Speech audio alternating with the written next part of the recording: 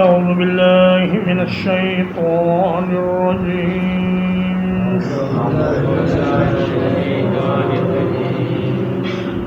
بسم الله الرحمن الرحيم قد أفلح المؤمنون یقیناً ایمان والے کامیاب ہو گئے الذین هم فی صلاتهم خاشعون وہ لوگ جو اپنی نمازوں میں عاجزی کرتے ہیں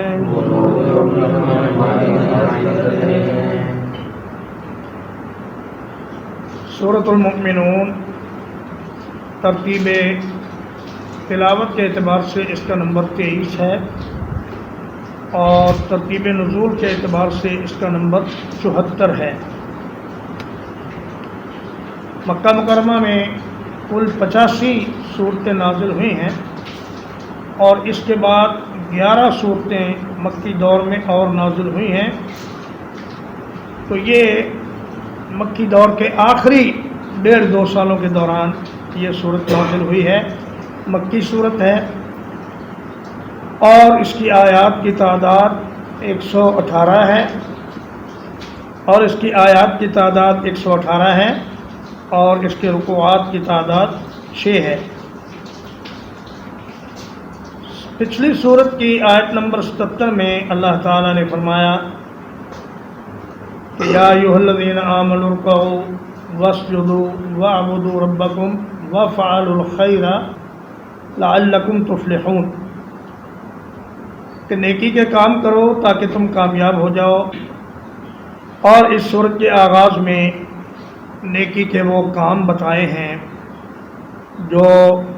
کرنے سے انسان کامیاب ہو جاتا ہے، دنیا کی زندگی میں بھی اور آخرت کی زندگی میں بھی۔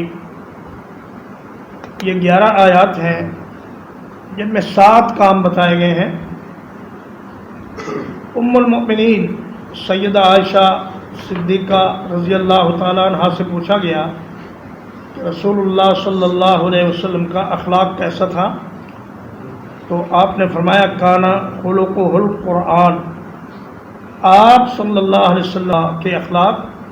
قرآن مجید کے عین مطابق تھے۔ پھر آپ نے یہ 11 آیات پڑھی اور فرمایا کہ اللہ کے نبی کے اخلاق اس طرح کے تھے۔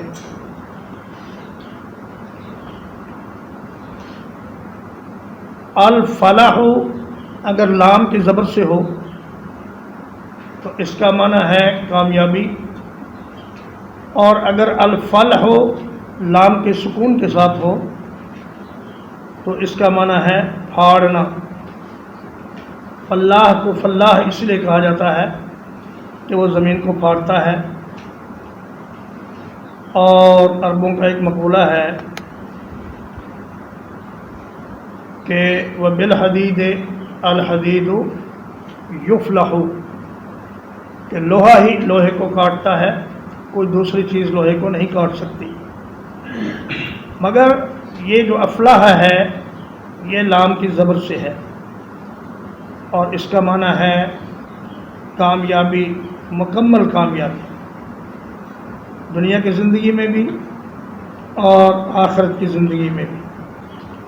تو فرمایا کامیابی کے لیے سب سے پہلے ایمان کا ہونا ضروری ہے۔ اب آگے مزید وہ اعمال بتائے کہ جو ایمان کے ساتھ ساتھ جن کا ہونا بھی ایک ایماندار شخص میں موجود ہونا ضروری ہے۔ فرمایا الذین هم فی صلاتهم خاشعون، وہ لوگ اپنی نماز میں خشوع سے کام لیتے ہیں، اور خاشعون کا معنی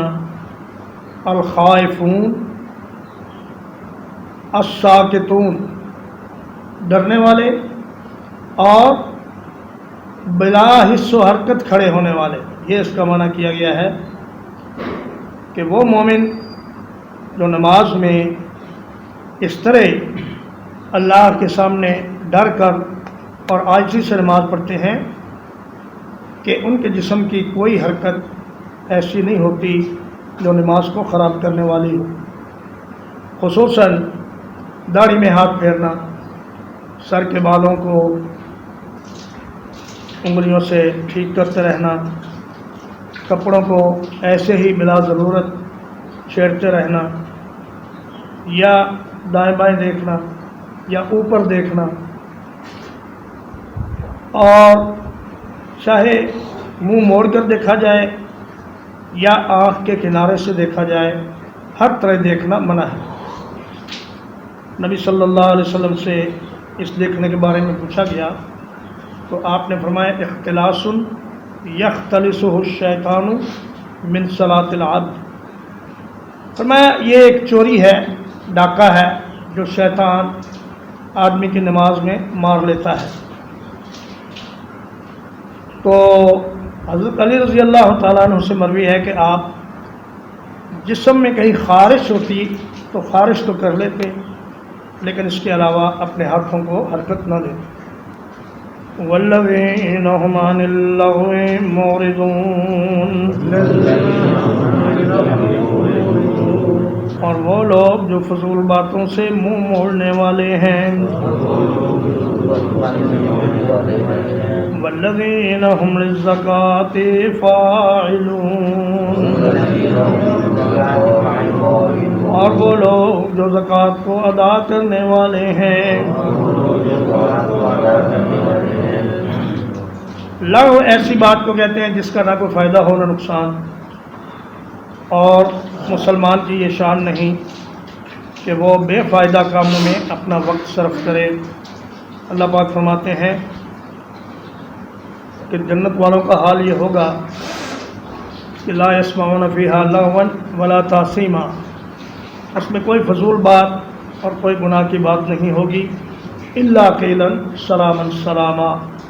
ہر وقت وہاں سلام کی آواز گونجے گی اور اللہ کا ذکر اور اس کی تسبیح ہوگی۔ تو کل قیامت کے دن انسان جس چیز پر سب سے زیادہ حسرت کرے گا وہ یہ ہے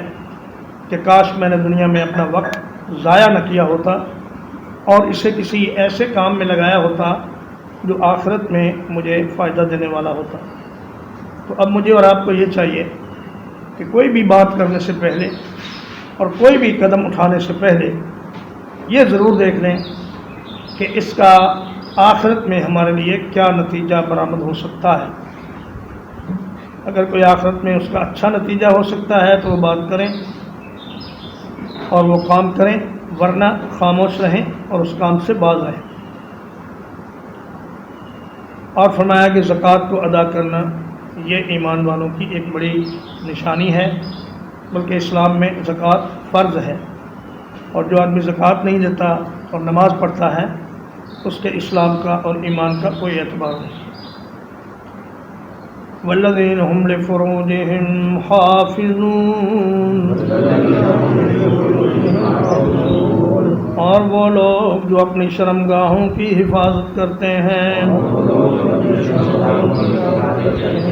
الا علی ازواجہم، سوائے اپنی بیویوں کے، او ما ملکت ایمانہم، یا ان لونڈیوں کے جن کے دائیں ہاتھ جن کے مالک ہوئے، فإنہم غیر ملومین، تو بلا شبہ وہ اس پر ملامت نہیں کیے جائیں گے۔ فمن ابتغى وراء ذلك، جو کوئی اس کے سوا تلاش کرے، فأولئک هم العادون، تو وہی لوگ حد سے گزرنے والے ہیں۔ اور میں انسان کے اندر جو سب سے قوی جذبہ ہے وہ شہوت کا جذبہ ہے، جنسی شہوت، کھانے پینے کی شہوت اور جنسی شہوت، ان کو اگر کنٹرول میں آدمی رکھے تو اس کا اس کو دنیا اور آخرت میں بہت فائدہ ہوگا۔ اسلام شہوت پر پابندی نہیں لگاتا، بلکہ اس کو صرف صحیح جگہ پر استعمال کرنے کی ترغیب دیتا ہے۔ فرمایا اپنی کھانے کی شہوت بھی پوری کرو حلال طریقے سے، اور اپنے شرمگاہ کی شہوت بھی پوری کرو حلال طریقے سے۔ اور حلال طریقے کی دو شکلیں ہیں، ایک نکاح والی بیوی اور ایک لونڈی۔ آج کل لونڈیوں کا تو سلسلہ ویسے ہی ختم ہو چکا، لہذا بیویاں 1 سے لے کر 4 تک ایک مسلمان کے لیے جائز۔ تو فرمایا کہ ان پر اگر کوئی اپنی شہوت پوری کرے تو اس کو کوئی ملامت نہیں ہوگی۔ فمن ابتغى وراء ذلك، جو کہ اس کے علاوہ طریقہ تلاش کرے شہوت کو پوری کرنے کا، جیسے کہ عورت کے ساتھ قوم لوط والا عمل کرنا، یا اس کے حیض کی یا نفاس کی حالت میں اس کے ساتھ ہم بستری کرنا، یا پھر اپنے ہاتھ سے منی نکالنا، یا پھر قوم لوط والا عمل کرنا کسی دوسرے مرد کے ساتھ، اور جتنی بھی صورتیں اس کے علاوہ ہیں وہ ساری کی ساری حرام ہیں اور اسلام میں ان کی اجازت نہیں ہے۔ والذین هم لأماناتهم وعہدهم راعون، اور وہ لوگ جو اپنی امانتوں اور وعدوں کی پاسداری کرتے ہیں۔ والذین هم علی صلواتهم یحافظون، اور وہ لوگ جو اپنی نمازوں کی حفاظت کرتے ہیں۔ جتنے احکام اللہ نے دیے ہیں ایک مسلمان کو وہ سارے امانت ہیں، ان پر عمل کرنا یہ اللہ کی امانت کی ادائیگی ہے، اور امانتیں لوگوں کی ہوں یا اللہ کی ہوں سب کو ادا کرنا یہ جنت میں جانے والوں کے لیے ضروری ہے۔ وعہدہم راعون، اور ایک وعدہ وہ ہے جو آدمی آدمی سے کرتا ہے، اور ایک وعدہ وہ ہے جو آدمی نے اللہ سے کیا ہوا ہے کہ یا اللہ میں تیرا بندہ ہوں اور میں تیری بات مانوں گا، تیرے حکموں پر عمل کروں گا اور تیرے رسول کی اطاعت کروں گا۔ یہ دونوں قسم کے عہد پورے کرنے یہ ایک مسلمان کے لیے ضروری ہے۔ فرمایا والذین هم علی صلواتہم یحافظون، کامیاب لوگوں کا تذکرہ نماز کے خشوع سے کیا، اور نماز کی حفاظت پر اس بات کو ختم کیا کہ وہ لوگ اپنے نمازوں کی بڑی حفاظت کرتے ہیں، یعنی ہر نماز کو اس کے اول وقت میں جماعت کے ساتھ مسجد میں حاضر ہو کر ادا کرتے ہیں۔ اور جو لوگ یہ سمجھتے ہیں کہ گھر میں نماز ہو جاتی ہے، ان کے لیے نبی صلی اللہ علیہ وسلم کی یہ حدیث کافی ہے۔ آپ نے فرمایا جو لوگ گھر میں نماز پڑھتے ہیں بغیر عذر کے، میرا جی چاہتا ہے کہ میں کسی کو امامت کے مصلی پر کھڑا کر دوں اور ان کے گھروں کو جا کر آگ لگا دوں، اگر اس میں عورتیں اور بچے نہ ہوں تو میں یہ کام کر گزرتا۔ اولئک هم الوارثون، یہی لوگ ہیں جو وارث بنیں گے۔ الذین یرثون الفردوس، وہ لوگ جو فردوس کے وارث بنیں گے۔ ہم فیہا خالدون،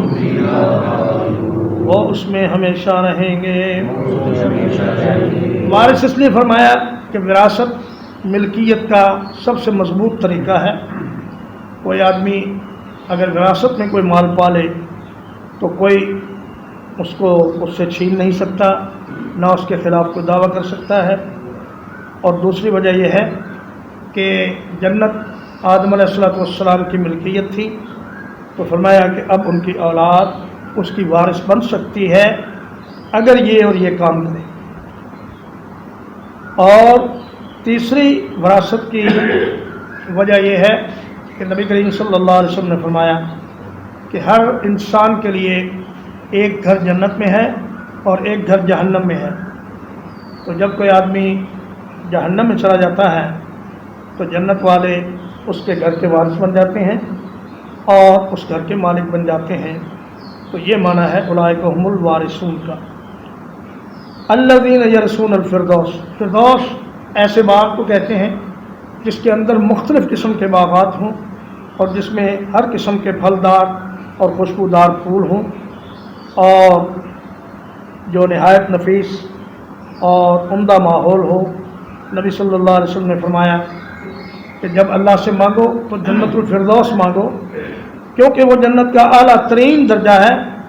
اور جنت کا درمیانی حصہ ہے۔ جنت کے وسط میں جنت الفردوس ہے، اور سب سے اعلیٰ وہ ہے جو کہ اس کے اوپر اللہ کا عرش ہے، اور اللہ پاک کی قربت اور اللہ پاک کا دیدار فردوس والوں کو بڑی کثرت سے نصیب ہوگا۔ ترجمہ ایک بار، قد افلح المؤمنون،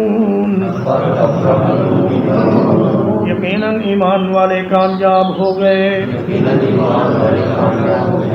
الذین هم فی صلاتهم خاشعون، وہ لوگ جو اپنی نمازوں میں عاجزی کرتے ہیں، والذین هم عن اللغو معرضون، اور وہ لوگ جو فضول باتوں سے منہ موڑ لیتے ہیں، والذین هم للزکاۃ فاعلون، اور وہ لوگ جو زکوٰۃ کو ادا کرنے والے ہیں، والذین هم لفروجهم حافظون، اور وہ لوگ جو اپنی شرمگاہوں کی حفاظت کرنے والے ہیں، الا علی ازواجہم، سوائے اپنی بیویوں کے،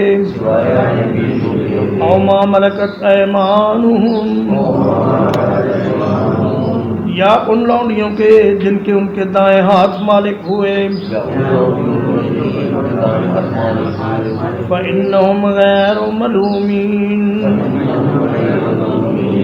تو یقیناً وہ ملامت نہیں کیے جائیں گے، فمن ابتغى وراء ذلك، تو جو کوئی اس کے سوا تلاش کرے،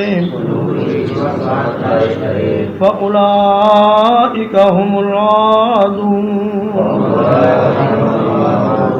تو یہی لوگ حد سے گزرنے والے ہیں، والذین هم لأماناتهم، اور وہ لوگ جو اپنی امانتوں کی، وعہدہم راعون، اور وعدے کی پاسداری کرتے ہیں، والذین هم علی صلواتہم یحافظون، اور وہ لوگ جو اپنی نمازوں کی حفاظت کرتے ہیں،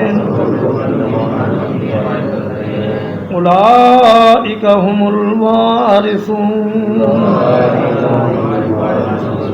یہی لوگ ہیں جو وارث بنیں گے، الذین یرثون الفردوس،